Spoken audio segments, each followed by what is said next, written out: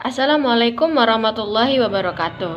Perkenalkan, nama saya Kifayatul Khairiyah, NIM E1B090090 dari kelas B semester 2 Program Studi PPKN Fakultas Keguruan dan Ilmu Pendidikan Universitas Mataram.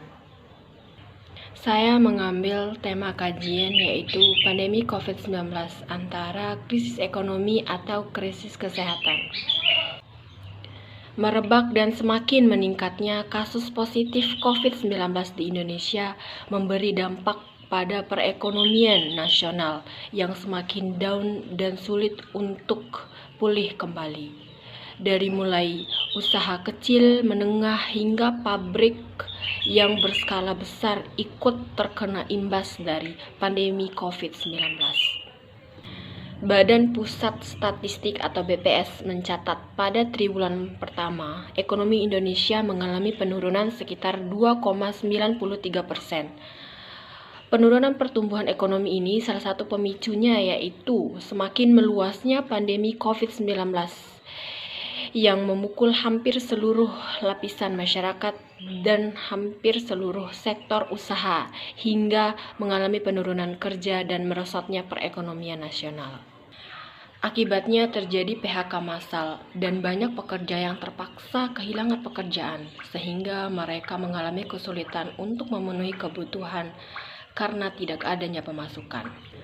Data yang bersumber dari Kementerian Ketenagakerjaan atau Kemnaker tanggal 2 Juni 2020 tercatat sekitar 2,3 juta pekerja di Indonesia yang mengalami PHK massal karena dampak dari pandemi COVID-19. Kemnaker juga memperkirakan akan adanya penambahan jumlah pengangguran sekitar 5,23 juta orang apabila pandemi COVID-19 tak kunjung usai.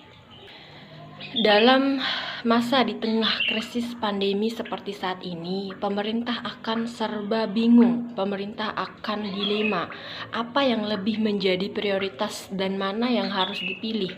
Apakah kesehatan masyarakat atau memperbaiki ekonomi yang sudah hancur karena pandemi COVID-19. Untuk mengatasi masalah yang diakibatkan dari pandemi COVID-19, pemerintah membuat suatu kebijakan yang bertujuan untuk memperkuat kembali sektor ekonomi dan tak lupa juga memperhatikan kesehatan dari masyarakat, yaitu dengan kebijakan new normal. Kebijakan new normal adalah kebijakan di mana masyarakat bisa beraktivitas seperti biasa, bisa beraktivitas di luar rumah, namun tetap dalam protokol kesehatan atau mengikuti protokol kesehatan seperti menggunakan masker, menjaga jarak aman, dan tidak berada pada kerumunan. Kebijakan new normal ini diciptakan oleh Kementerian Perekonomian atau Menteri Ekonomi Airlangga Hartarto. Menurutnya, skenario new normal ini diharapkan agar masyarakat bisa kembali beraktivitas seperti semula dan juga masyarakat Indonesia bisa kembali produktif dan aman dari COVID-19 walaupun beraktivitas di luar rumah. Dan diharapkan juga masyarakat Indonesia bisa dapat beradaptasi dengan kondisi baru atau new normal. Namun harus mengingat tetap menjaga jarak aman, menggunakan masker, dan juga menjauhi kerumunan. New normal sebagai kebijakan yang digadang-gadang oleh pemerintah sebagai solusi pemulihan ekonomi akibat dari wabah COVID-19. Namun di sisi lain, terjadi peningkatan kasus positif COVID-19 setelah diberlakukannya new normal, seperti yang terjadi pada minggu lalu. Pada awal dari pemberlakuan new normal, ada sekitar 1.000 lebih kasus positif COVID-19. Hal ini harus dipertimbangkan lagi oleh pemerintah.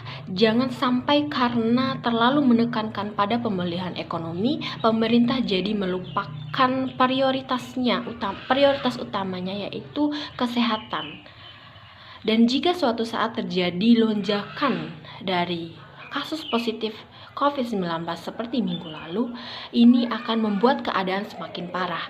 Persiapan yang harus dilakukan oleh pemerintah juga harus diperhatikan. Jangan hanya memperhatikan ekonomi saja tanpa memperhatikan fasilitas yang harus dipersiapkan untuk memperlakukan new normal.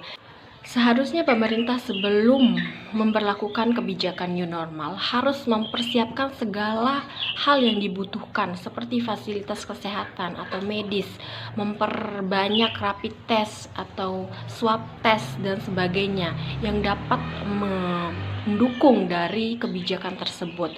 Lantas pertanyaan, apakah Indonesia sudah siap dan layak untuk memperlakukan new normal?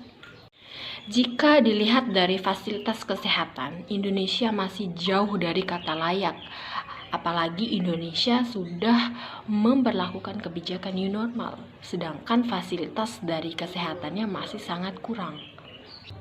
Dilihat dari negara lain, memang sudah banyak yang sudah melonggarkan kebijakan lockdown dan memberlakukan new normal.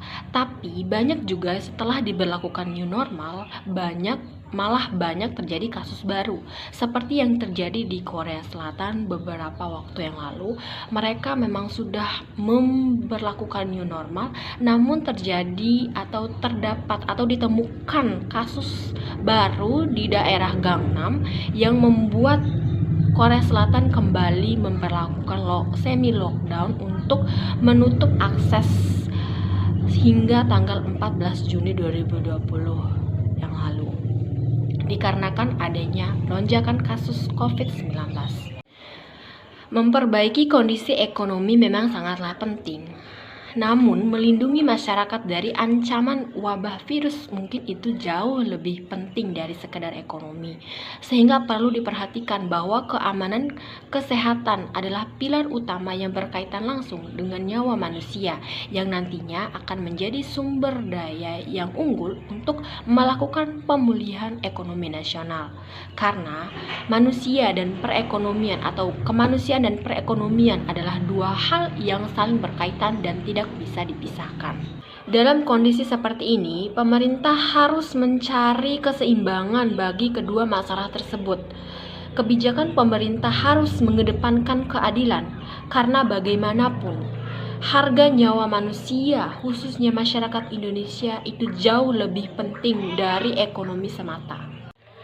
Upaya pencegahan dari pandemi COVID-19 tidak hanya menjadi tugas dari pemerintah, namun menjadi tugas bersama kita sebagai warga negara Indonesia dalam menjaga keamanan dan stabilitas negara. Maka dari itu, kita memiliki tanggung jawab bersama dalam menghadapi situasi seperti ini. Sebagai warga negara Indonesia yang baik, kita harus mengikuti segala anjuran pemerintah demi menjaga kesehatan dan memutus rantai penyebaran COVID-19. Dan untuk pemerintah, semoga dapat mengatasi masalah-masalah tersebut dengan kebijakan yang berkeadilan dan menjadi penyeimbang antara masalah keamanan ekonomi dan kesehatan masyarakat.